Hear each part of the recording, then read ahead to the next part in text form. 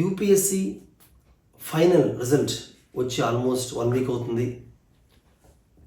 మన దగ్గర ఆన్లైన్లో లేదా ఆఫ్లైన్ విజయవాడ, హైదరాబాదులో కోచింగ్ తీసుకున్న వాళ్ళు, డిఫరెంట్ స్టేజెస్లో ప్రిలిమ్స్, మెయిన్స్, ఇంటర్వ్యూ స్టేజెస్లో గైడెన్స్ తీసుకున్న వాళ్ళు, టెస్ట్ సిరీస్ తీసుకున్న వాళ్ళు, ఇలా డిఫరెంట్ స్టూడెంట్స్కి మంచి మంచి ర్యాంక్స్ వచ్చాయి. 3rd rank, 5th rank, 15th, 16th, 19th ఇలాగా మంచి ర్యాంక్స్ వచ్చాయి. ఫస్ట్ అటెంప్ట్లో ర్యాంక్స్ వచ్చిన వాళ్ళు ఉన్నారు, అలాగే లాస్ట్ అటెంప్ట్లో ర్యాంక్ కొట్టిన వాళ్ళు కూడా ఉన్నారు. అలాగే డిఫరెంట్ బ్యాక్గ్రౌండ్స్, ఇంజనీరింగ్, మెడిసిన్, లా, బిఏ, బిఎస్సి బ్యాక్గ్రౌండ్ నుంచి ర్యాంక్ వచ్చిన ఉన్నారు. అట్ ది సేమ్ టైం నేను వీళ్ళు బాగా కష్టపడ్డారు, ర్యాంక్ వస్తుంది అని ఎక్స్పెక్ట్ చేసిన వాళ్ళు కూడా కొంత ర్యాంక్ మిస్ అయ్యారు. అయితే నేనైతే రిజల్ట్ వచ్చిన ఫస్ట్ ఫ్యూ డేస్లో ర్యాంక్స్ వచ్చిన వాళ్ళ గురించి ఎక్కువ మాట్లాడాను. వాళ్ళ సక్సెస్ స్టోరీస్ని సెలబ్రేట్ చేసుకున్నాము, ఫెలిసిటేషన్ చేసాము, ఇంటర్వ్యూస్ చేసాము. వి అప్రిషియేటెడ్ దెమ్. వాళ్ళు ఎలా ప్రిపేర్ అయ్యారు, what ఆబ్స్టాకిల్స్ they faced and how they crossed them, వాడి గురించి ఎక్కువ మాట్లాడాను. ఎవరైతే ఎగ్జామ్లో మిస్ అయ్యారో, ఫెయిల్ అయ్యారో, నాట్ ఓన్లీ ఫైనల్ రిజల్ట్లోనే కాదు, ఫిలిమ్స్లో, మెయిన్స్లో ఫెయిల్ అయిన వాళ్ళు, అంతకుముందు అటెంప్ట్స్లో ఫెయిల్ అయిన వాళ్ళు, వాళ్ళతో కూడా నేను మాట్లాడినప్పుడు నాకు అర్థమైంది ఏంటంటే, ఎవరైతే ఎగ్జామ్లో ఫెయిల్ అవుతున్నారో, రిపీటెడ్ కావచ్చు, లేదా కష్టపడి కూడా ఫెయిల్ అవుతున్నారో, అటువంటి వాళ్ళకి I want to tell few points. ఎవరైతే ఎగ్జామ్ మిస్ అయ్యారో వాళ్ళ గురించే ఈ వీడియో తీస్తున్నాను. ఒక 5 విషయాలు చెప్దాం అనుకుంటున్నాను.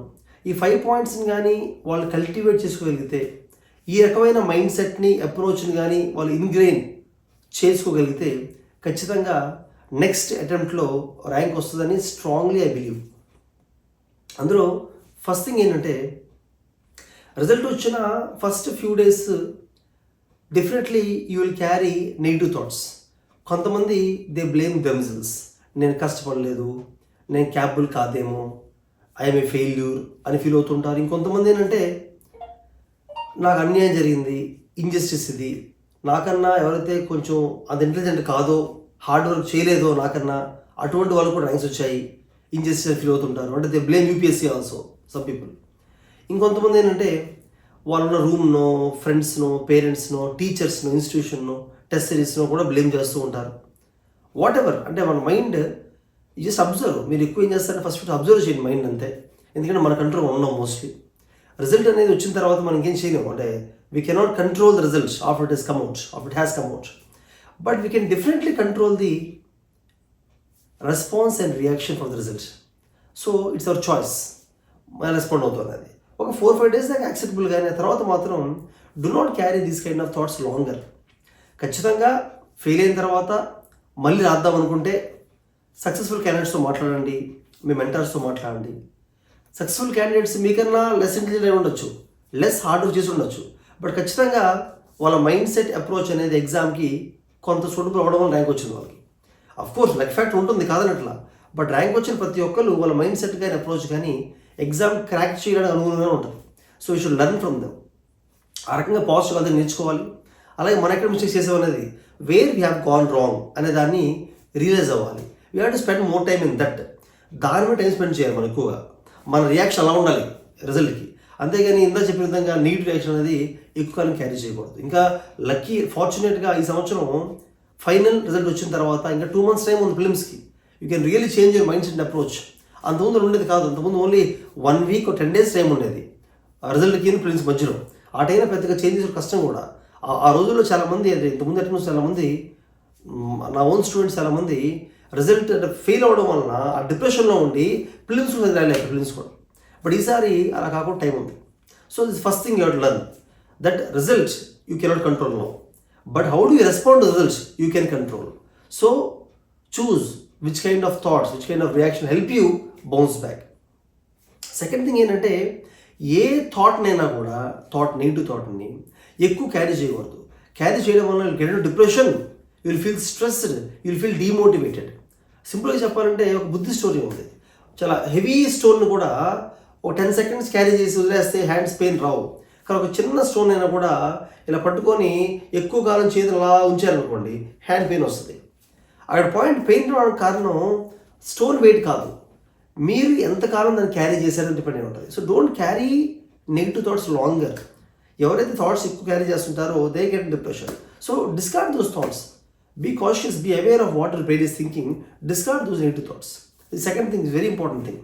నేను అబ్జర్వ్ చేశాను, కొంతమందికి ర్యాంక్ వచ్చిన వాళ్ళు కూడా వాళ్ళకి వచ్చిన ర్యాంక్ ఇష్టం లేక ఇంకా బెటర్ సర్వీస్కి వెళ్ళాలనే ఉద్దేశంతో కష్టపడడం మానేసి నాకు మంచి సర్వీస్ రాలేదు, నాకు మంచి సర్వీస్ రాలేదని చెప్పి అదే నెగిటివ్ థాట్ని క్యారీ చేసుకుంటుండడం వల్ల దే వెన్ డిప్రెషన్ ఉండిపోయారు చాలా కాలం పాటు. So do not do such kind of mistake. అలాగే third important lesson that I want really tell to the candidates who missed the exam narrowly, అది ఫిలిమ్స్ అవ్వచ్చు, మెయిన్స్ అవ్వచ్చు, ఎక్కడైనా అవ్వచ్చు. లెసన్ ఏంటంటే మనం మిస్టేక్ చేస్తుంటాం. ఎక్కువ మంది మిస్టేక్ ఏంటంటే ఫైనల్ రిజల్ట్ గురించి ఆలోచిస్తుంటాం. ఐఏఎస్ అవ్వాలనుకోండి, అదే ఐఏఎస్ అవ్వాలి ఆలోచిస్తాం, విచ్ ఇస్ గుడ్, తప్పలేదు. కానీ ఐఏఎస్ అవ్వడానికి జర్నీ ఏదైతే ఉందో జర్నీని ఎలా చేయాలి అనేది ఆలోచించరు, టైం స్పెండ్ చేయం. ఫర్ ఎగ్జాంపుల్ ఫిలిమ్స్ ఉంది, సీసాట్లో నేను ఫెయిల్ అవుతున్నాను, ఎలా ఇంప్రూవ్ అవ్వాలి, కాంబినేషన్స్ ఎలా ఇంప్రూవ్ చేసుకోవాలి, పేపర్ 1లో ఎస్ఎన్టీ ఎన్వైరన్మెంట్ నేను వీక్, దాన్ని ఎలా ఇంప్రూవ్ చేసుకోవాలి, బుక్స్ చదవాలి, నోట్స్ ఎలా రాసుకోవాలి, ఇలా ఆలోచించాలి. Spend time on that.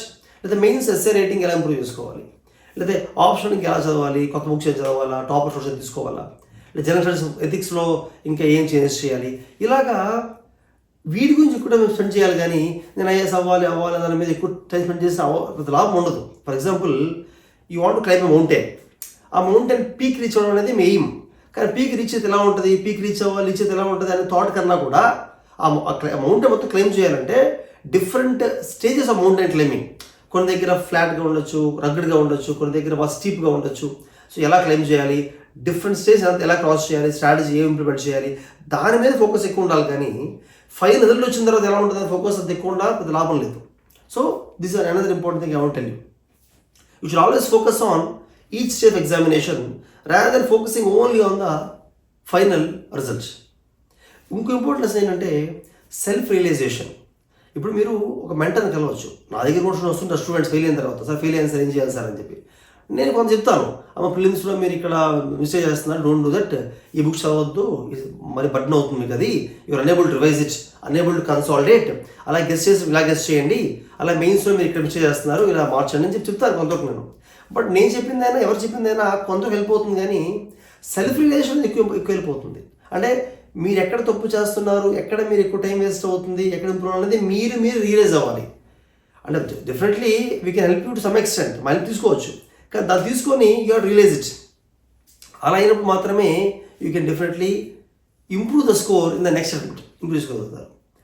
ఈ విషయంలో I want tell you one very important story also. ఏంటంటే మనం బేసికల్గా మన మెంటాలిటీ ఇండియన్స్ ఎక్కువ ఎలా ఉంటారంటే కష్టపడాలి, ఎగ్జామ్ మిస్ అయిందంటే కష్టపడలేదేమో, ఈసారి ఇంకెక్కువ బుక్స్ చదవాలి, ఈసారి ఇంకెక్కువ కష్టపడాలి, అప్పుడే ర్యాంక్ వస్తుంది. అంటే ఎప్పుడు ఫెయిల్ అయినా దానికి కారణం నేను కష్టపడలేదేమో, ఎక్కువ బుక్స్ చదవలేదేమో, ఇంకా చదవాలేమో, ఇంక ఎగ్జామ్స్ రాయాలేమో ఎక్కువ, ఇలాగే ఆలోచిస్తాం. కానీ మన మైండ్ సెట్లో అయినా ప్రాబ్లం ఉందా, అప్రోచ్లో ఏమైనా మిస్టేక్ ఉందా, మనం డిఫరెంట్గా ఆలోచించాలి. ఏమైనా కూడా ఇలాంటి ఎక్కువ టైం స్పెండ్ చేయం మనం. నా సజెషన్ అంటే spend time on such things. ఎప్పుడు పరిగెడుతూనే ఉంటే అడ్వాంటేజ్ ఉండదు. రిలాక్స్, సిట్ బ్యాక్, థింక్, కొంత గ్యాప్ తీసుకోవడం, బ్రేక్ తీసుకోవడం. టైం ఉంది, ఈ సంవత్సరం టైం ఉంది, ఒక 10 days బ్రేక్ తీసుకోవడం పర్వాలేదు. ఆ బ్రేక్లో న్యూస్ పేపర్స్ చదవండి, కొన్ని బుక్స్ చదువుతుండండి. కానీ ఒక రోజులో కనీసం 3 to 4 days బ్రేక్ తీసుకొని ఎవ్రీడే ఆలోచించండి. మీరు లాస్ట్ అటెంప్ట్లో ఏం చేశారు, ఎలా చేసేవాళ్ళు, ర్యాంకర్స్ ఎలా చేసేవాళ్ళు, మీకన్నా తక్కువ ఇంటెలిజెంట్ అయి ఉండి తక్కువ హార్డ్ వర్క్ చేసిన వాళ్ళు ర్యాంక్స్ వచ్చి ఉంటాయి కదా, వాళ్ళని అబ్జర్వ్ చేయండి, వాళ్ళతో మాట్లాడండి, వాళ్ళ మనిషి ఎలా ఉంది, అప్రోచ్ ఎలా ఉంది, ఎక్కడ చేంజ్ అవ్వాలి. ఇంకా ఇలా కొంత టైం రిలాక్స్ అయ్యి కొంత టైము సెల్ఫ్ రిలేషన్ కోసం, గెట్టింగ్ ఇన్ యువర్ సెల్ఫ్ అనాలిసిస్కి టైం స్పెండ్ చేయకుండా బ్లైండ్గా మళ్ళీ కష్టపడి చదువుతూ రోజంతా చదివితే పెద్ద లాభం ఉండదు అనేది I strongly believe. So that is also very important. ఈ 5 pointsని కానీ మైండ్లో పెట్టుకొని ఈ డైరెక్షన్లో మీరు ఆలోచించి మీ అప్రోచ్ని, మైండ్ సెట్ని ఈ రకంగా ఫిక్స్ చేసుకుంటే ఖచ్చితంగా మీరు యూపీఎస్సీలో ఫెయిల్ అయినప్పటికీ కూడా నెక్స్ట్ అటెంప్ట్లో ఇంప్రూవ్మెంట్ ఉంటుంది. ఖచ్చితంగా ఇంప్రూవ్మెంట్ అనేది ఐ బిలీవ్ స్ట్రాంగ్లీ.